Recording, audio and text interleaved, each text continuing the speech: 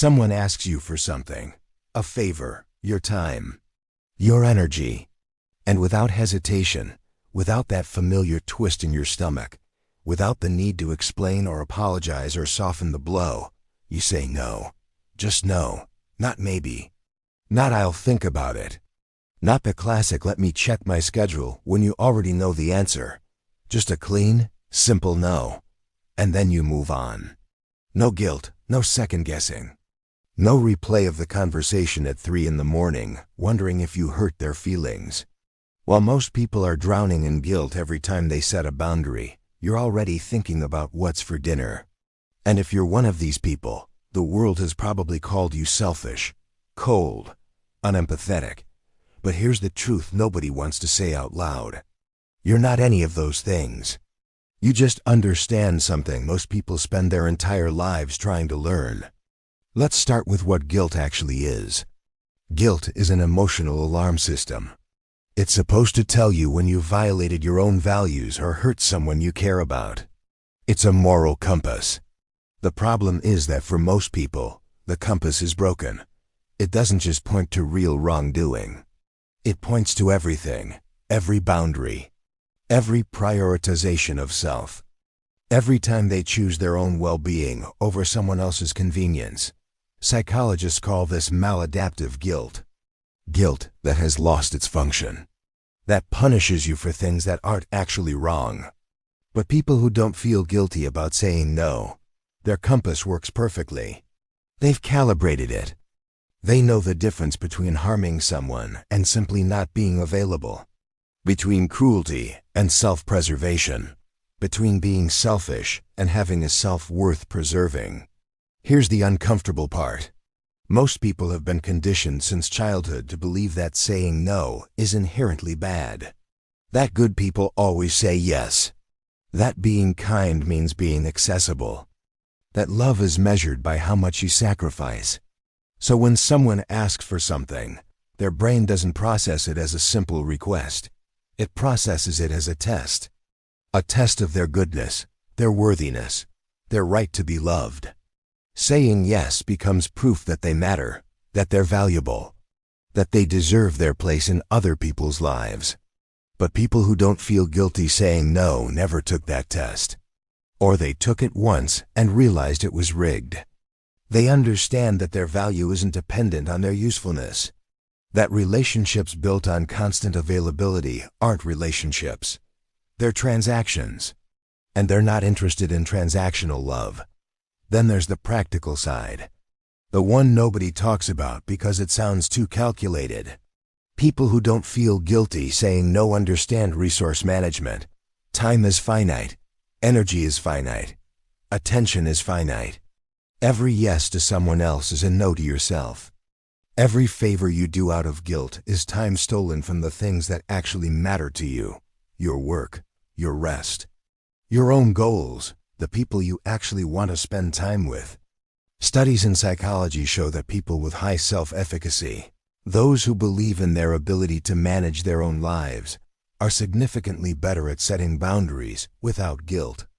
Not because they're heartless, but because they understand that managing your resources isn't selfish. It's responsible. Saying yes to everything doesn't make you generous. It makes you exhausted, resentful, and ultimately less able to help anyone, including yourself. And here's where it gets interesting. People who don't feel guilty about saying no often have healthier relationships than people who cut and say no. Sounds backwards, doesn't it? But think about it. When you say yes out of guilt, you're lying. You're pretending you want to do something when you don't. You're building resentment. You're teaching people that your boundaries don't matter, that they can push and you'll always cave. But when you say no without guilt, you're being honest. You're showing people exactly where you stand. The ones who respect that, those are your people. The ones who get angry, who guilt trip you, who call you selfish for having limits.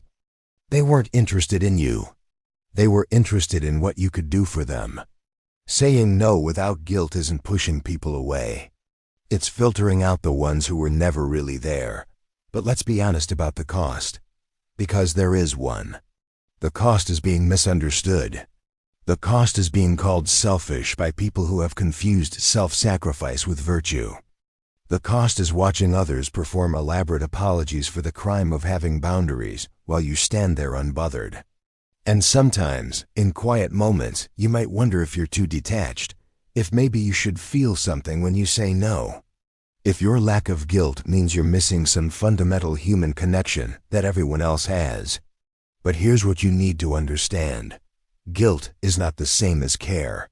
You can care deeply about someone and still say no. You can love someone and still protect your own limits. Empathy doesn't mean absorbing everyone's needs at the expense of your own. It means understanding their feelings while maintaining your boundaries. So what separates healthy boundary setting from actual selfishness, intent, and pattern? If you say no because you genuinely don't have the capacity, that's a boundary. If you say no because you don't care about anyone but yourself, that's selfishness. If you sometimes say yes when you can and want to, you're not selfish. You're selective. And there's a difference. People who don't feel guilty about saying no aren't refusing to help ever. They're refusing to help when it costs them more than they can afford to give. They understand that sustainable generosity comes from overflow, not depletion. That you can't pour from an empty cup isn't just a cliché, it's survival. Here's what you need to know. If you're someone who doesn't feel guilty about saying no, you don't need to fix this. You don't need to learn to feel bad about protecting yourself just to make others comfortable. Your lack of guilt isn't a flaw. It's clarity. It's emotional health. It's knowing that your needs matter just as much as everyone else's. Not more, but also not less. The world will try to convince you that boundaries make you cold. That guilt is proof of a good heart.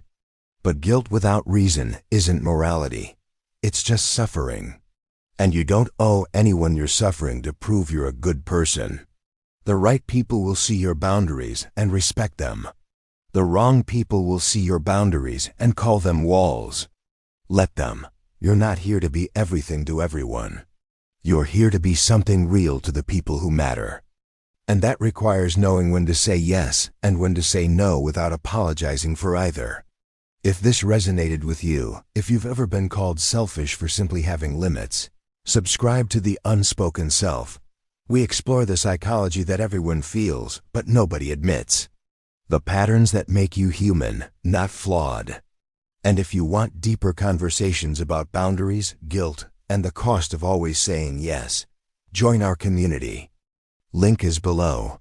A space where saying no isn't rebellion. It's just honesty.